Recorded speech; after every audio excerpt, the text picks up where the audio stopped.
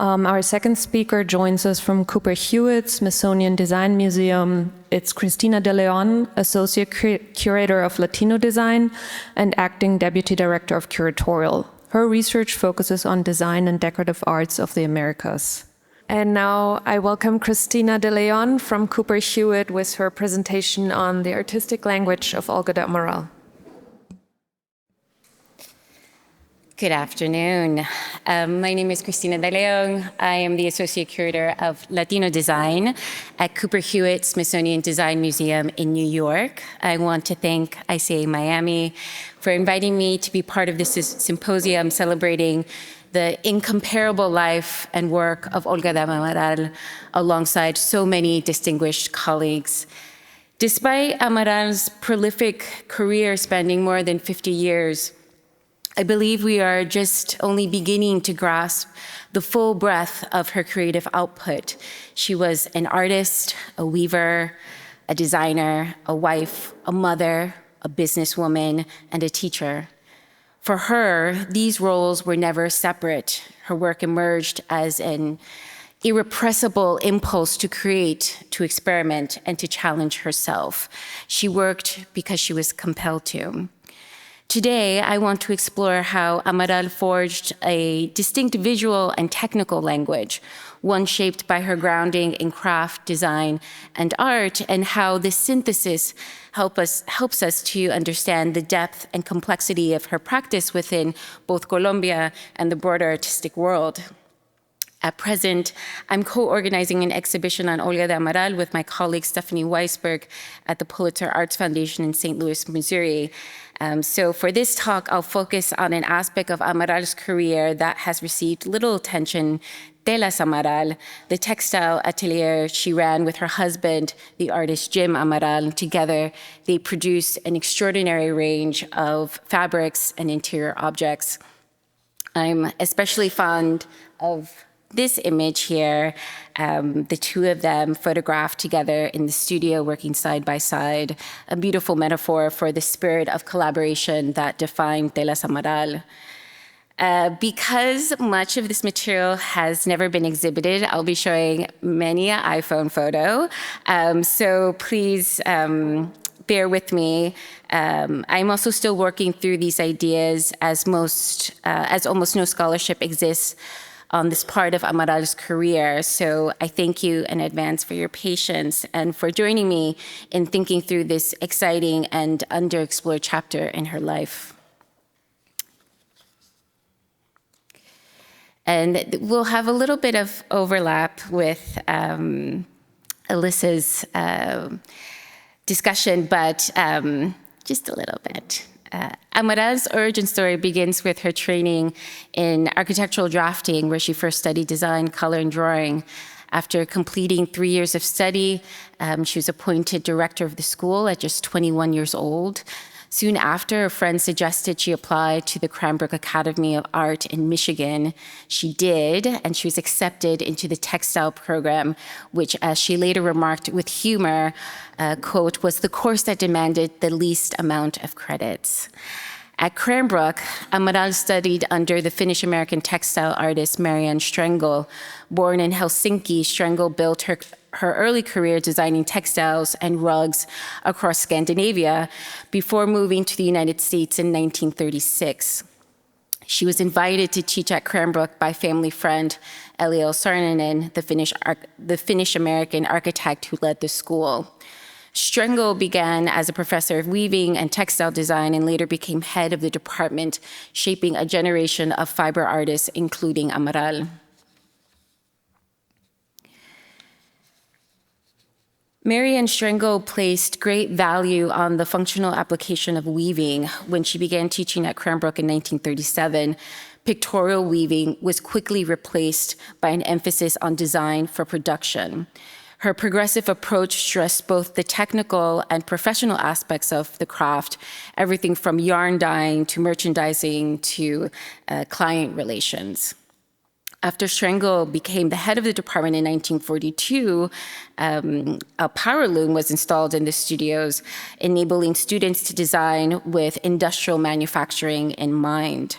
She reinforced this orientation through class trips to local factories, where students could see firsthand how their designs translated into production.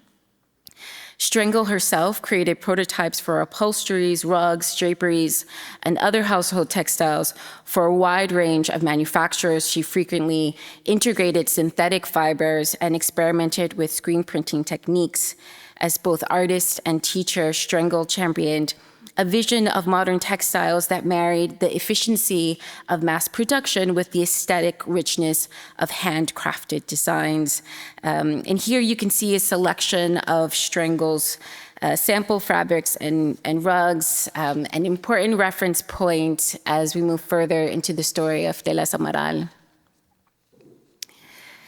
Amaral arrived at Cranbrook in 1954. She was the only Latin American student there. She spoke little English, and it was her first time outside of Colombia.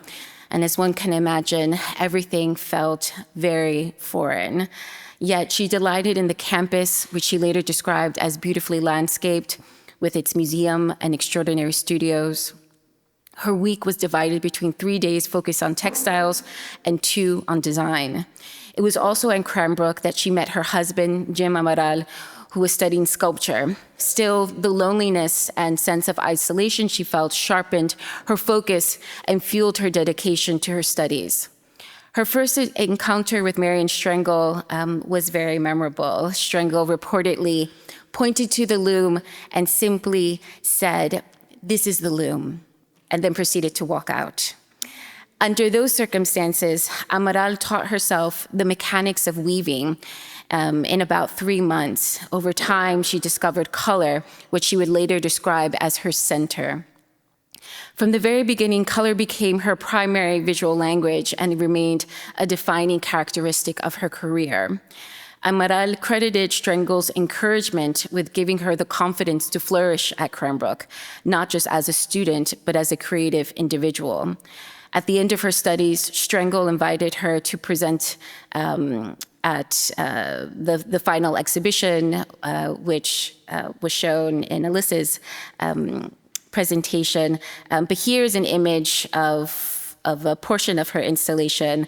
And this moment of recognition offered Amaral her first real sense of validation, the assurance that her work resonated and that others found value in it. She also quipped that she was the only student of Marian Strengel who was invited to participate in this show. So for her, it was a great honor that Marian saw promise in her work. When Amaral completed her studies and returned to Colombia in 1955, she brought a loom back with her. She began by making stoles, which gave her creative freedom, and soon expanded into other objects, such as neckties. Much of her early work came through collaborations with architects for whom she developed textiles for newly developed private homes. For example, architects Gabriel Serrano and Fernando Martinez commissioned her to design curtains for a residence they were building, and at the time, Amaral designed and wove everything herself, an undertaking that took 6 months to complete. It is worth also pausing to consider the context in which she was working at this time. This is a moment when modernist architecture, particularly the international style, was capturing the imagination of architects across Latin America. Brazil, in particular, was attracting attention for the way in which architects were adapting modernist principles to local conditions. In Colombia, too, new modern homes were rising, and Amaral's textiles became part of this broader movement towards a new kind of architecture and a new way of living. Following that major commission, she began employing studio assistants and eventually opened a small shop. After Olga and Jim Amaral married in 1957, the studio supported them both. Jim contributed to the textile production, assisting at the looms, while also working at a furniture factory as a designer. Together, they expanded the business and began to attract a growing circle of clients and followers. And here you see an image of the studio, the facade with a sign displayed, a Telas Amaral sign displayed at the exterior. I'm also especially fond of the labels they created, which reveal the care and attention they brought to every detail. Even the graphic design of Telas Amaral reflected their spirit of invention.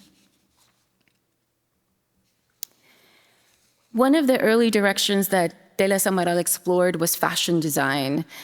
The studio not only wove fabrics, but also created garments. Here you can see a few examples I recently came across in the collection of the Museum of Modern Art, which is donated by an American who traveled to Bogota.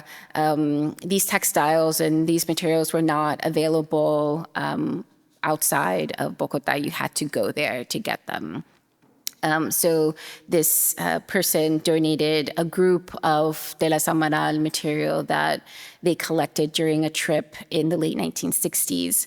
And it's not entirely clear if Olga actually designed these pieces herself, or if this person purchased the fabric and then, once they returned to the US, had garments made out of them. In 1965, Amaral participated in a fashion show at Lincoln Center as part of the Pan American Week. Presented alongside other Latin American designers, a Colombian newspaper reported on the event with the headline, "Great Success for Colombian Designers Who Presented Their Creations." Amaral showed her work together with fellow Colombians Marlena Huffman and Margarita de Wolf. According to the article, she even received orders from Yves Saint Laurent, Chanel, and Pucci, though it remains unclear whether those commissions were ever realized or at what scale. On the right, you can see a spread of images from the event. The pant set at the top left is by Amaral, described at the time as a cocktail pantsuit made of brown wool and gold acetate stripes. I would have liked to see a picture of that in color.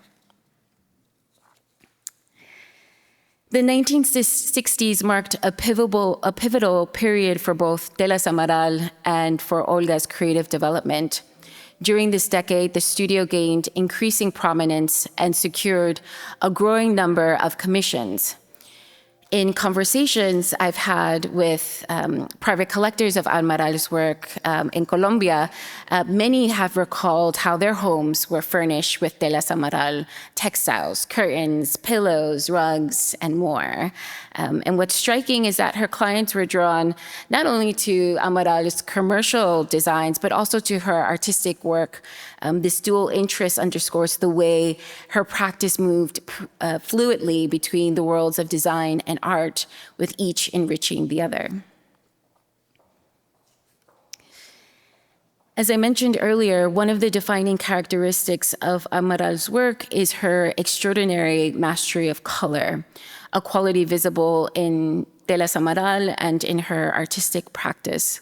In a 2003 lecture at the Metropolitan Museum of Art, she reflected, quote, "From my earliest days to my most recent pieces, I have always been inhabited by color, yet I am still looking for its mysterious soul." When we consider this statement in relation to Telas Amaral, it becomes especially revealing. The atelier provided a space where she could experiment and push the limits of color in applied design, while simultaneously developing the visual language that will define her artistic practice. In both realms, we see her relentless pursuit of color's mysterious soul. And this is just a sampling of some blankets produced by Telas Amaral in these really beautiful, rich colors. As I mentioned earlier, one of the characteristics, on this slide, the center and the right images show the studio experimenting with different color combinations and patterns. It was not unusual for them to weave a single 12-foot textile that incorporated multiple design samples at once, essentially using the fabric itself as a testing ground for new ideas. And here you can really see the vast possibilities that manifest with just one color, orange. And even in examples that may first seem quite plain, like this cream-colored textile to the far left, it has this very subtle metallic sheen, which is really beautiful and delicate. Or here in the center, this light peach textile, you discover this unexpected depth. When you look closely, she has these like threads of lime green that are running across the entire textile.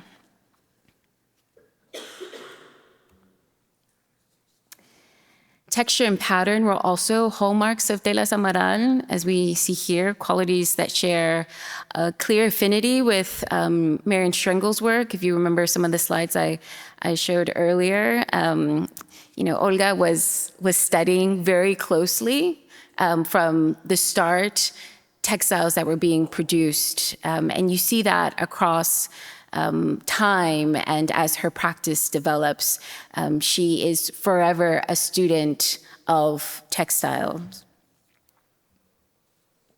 Here's some other examples. These are later in Telas Amaral production. And it's also important to note that throughout the span of Telas Amaral, there was still experimentation happening. I particularly love these examples, like the one on the right, which is woven copper. It's like lots of yardage of just woven copper. And also, I like to note that they weren't just creating textiles and fabrics, but they were also developing window treatments. Here are some samples. Again, the use of copper threads, and you can imagine how the threads, the metallic threads and the metal copper would have glistened in a window as natural light was coming through.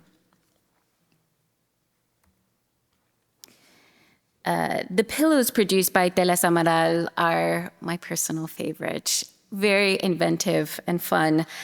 Here we have two in the shape of a horse and a donkey from the late 1960s, which are in incredible condition. Again, this is from that collection that was donated to the Museum of Modern Art.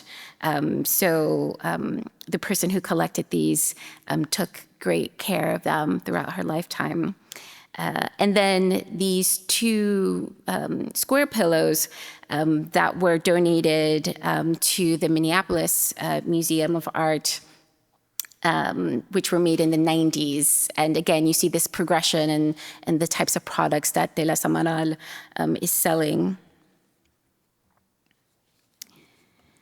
Rugs became a staple of Telas Amaral. And in the early years, the studio produced hooked rugs, and you can see a few examples here, which gained a lot of attention. Actually, in 1961, the gallery El Callejón exhibited many of these rugs, and here is an image from an article that speaks about these rugs and the inventiveness of them. And you see Olga seated at the center amidst all of her rugs with very delicately holding a cigarette in her hand, very glamorous. But Telas Amaral did not remain in the realm of hooked rugs, shaggy rugs, for very long. Eventually, Amaral developed a line of rugs with a visual material vocabulary that was entirely her own.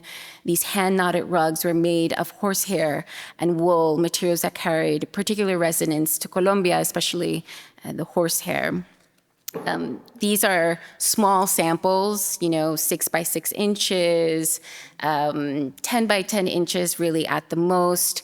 But you see how she's playing around. She's thinking about color and pattern. And you can imagine the way in which she is developing these types of rugs, not just like something that you put on the floor and you step on, but like a real centerpiece to a room. I really love these, which incorporate the horsehair and the wool, but also cowhide, and also leather. And here is a doormat that someone purchased during a trip in the 90s to Bogota, and also kept lovingly for many years before donating it to Minneapolis.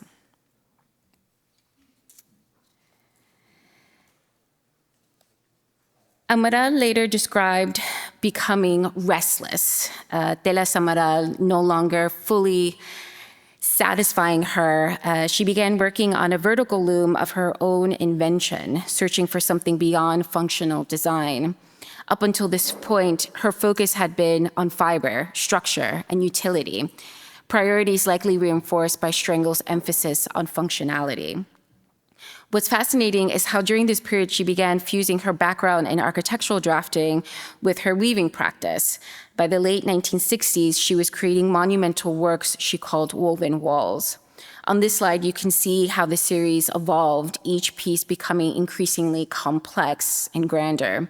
After years of designing for interiors, she was flexing a new muscle, thinking about architecture itself in a new and expansive way while still keeping the technical virtuosity at the core. Her ability to work at this scale was made possible by her mastery of the loom, her command of the craft of weaving, and her deep understanding of fiber itself. And I've just added this image from a Paris exhibition so that you can fully appreciate the massive scale of these freestanding pieces. It's also interesting to consider how Amaral's parallel practices in textile design and art both complemented and informed one another. For decades, Telas Amaral produced more than 140 decorative objects known as esculturas tejidas and flores. On this slide, you can see both the similarities and differences between an escultura tejida and this muro tejido con flores. I think you can see there's a tidiness in the esculturas tejidas, whereas the muro tejido con flores has this beautiful, organic, this kind of organized chaos that is very distinct from what is being produced in Telas Amaral. And here are just a few other examples of the escultura tejidas. It's important to just note that these works are not part of Jim or Olga's catalog raisonné. These are thought to be distinct pieces that were produced solely through the brand of Telas Amaral. And I don't want to overlook the beautiful furniture, the furniture pieces that Jim Amaral created, often using indigenous woods from Colombia.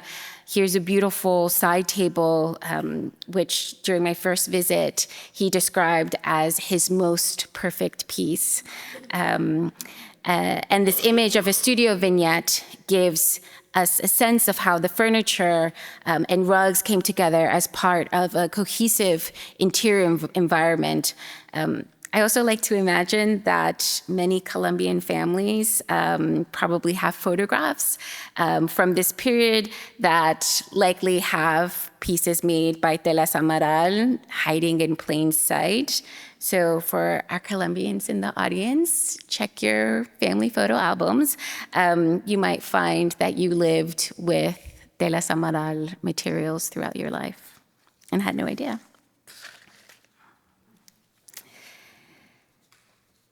In many cases, when an artist maintains a commercial design business, it's eventually set aside as their artistic practice takes precedence. The Venezuelan artist Carlos Cruz Diez, for example, was famously a graphic designer before dedicating himself fully to art. But Telas Amaral continued for decades. The studio did not close until 2007, a longevity that speaks to its ability to adapt to the times and evolve alongside shifting taste and aesthetics. I also want to speak to Amaral's lifelong study of weaving, her interest in woven forms, whether textiles or baskets, was a constant throughout her career. She drew inspiration from textiles from around the world, though much attention has been given to the influence of indigenous Latin American weaving on her work, which I'll speak to a little bit right now. With this example, this Mantas Guajiras project that she did, which emerged after a trip to Colombia's northern coast, where Amaral saw Wayu women wearing these mantas. And on this slide, you can see a contemporary photograph of a young girl wearing one.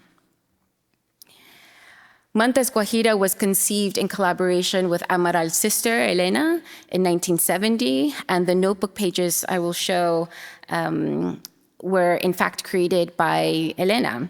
In the same collaborative spirit that defined Telas Amaral, this project wove together many of Olga's interests: material innovation, fashion, textile design, and scale, along with her avant-garde curiosity to explore new forms of making. Again, that compulsion to just try it, to do that project, to think about new things to create without the idea of she should be doing this or that.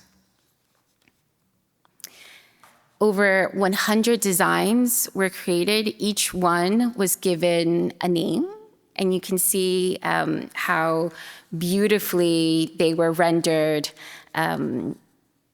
Several pages, dozens of pages of these designs in this notebook. When I first saw these images, when you have that moment where you're like, wow, they were so beautiful and revealing.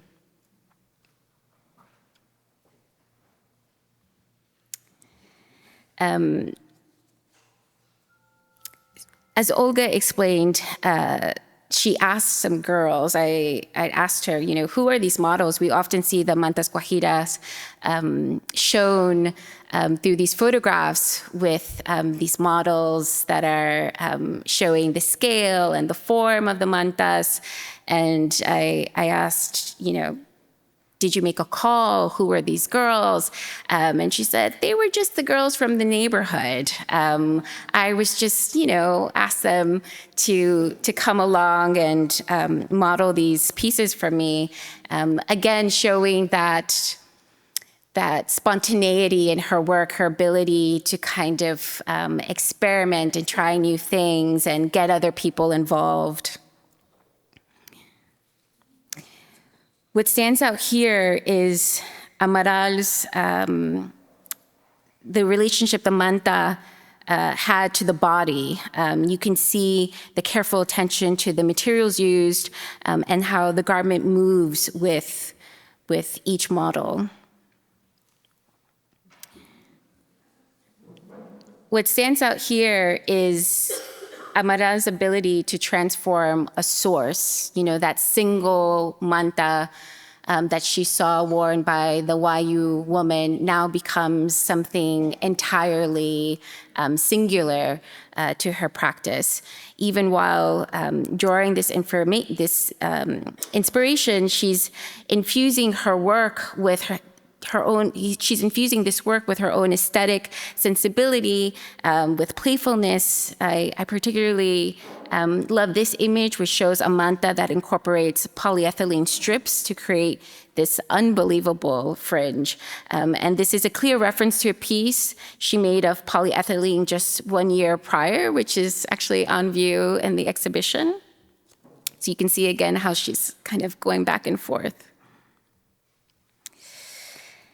And I'll end my talk by reflecting on what I see as the influence of Telas Amaral and Amaral's strong technical virtuosity as a weaver, as really being the core of everything that she produced and was a part of throughout her lifetime. In the second half of her artistic production, Olga often remarked that one of her favorite materials was linen, as well as the combination of linen and cotton, which she described as a, quote, clay-like cloth. She would cut this material into strips, which became an essential element in her later work. She thought carefully about proportion, especially the square and its surface. For her, these strips were not elements in themselves, but an evolution of the thread, ranging from the thin and discreet to the broad and expansive. She would cover the strips with gesso to fill the spaces and texture of the weaving, and then apply acrylic paint, transforming the textile into a new kind of surface. And so what you see here on this slide, you see one of these woven textiles, which is a combination of linen and cotton, and then an example of these painted strips she would make from that original source cloth that she wove.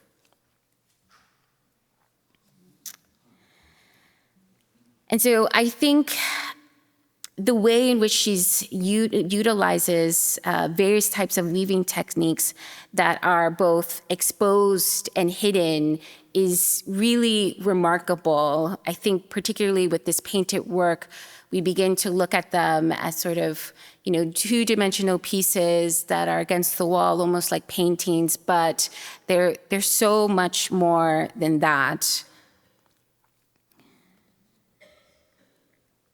You can see how this merger between painting and weaving really becomes one. She solidifies that. This is something that is uniquely her own. This approach grew out of her desire to move beyond the restraints of dyed yarn, giving her greater flexibility, freedom, and possibility in her use of color.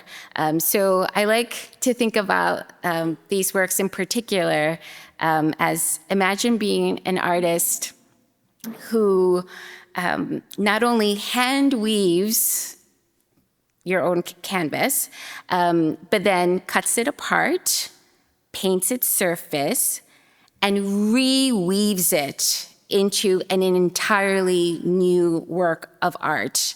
It's excruciatingly long process, but also ingenious, the way in which she has such intense command of the material, and also her artistic vision, her ability to think about the woven forms in this really critical way that kind of makes you rethink, is this a tapestry? Is this a painting? Is this a textile? It's all of those things wrapped into one.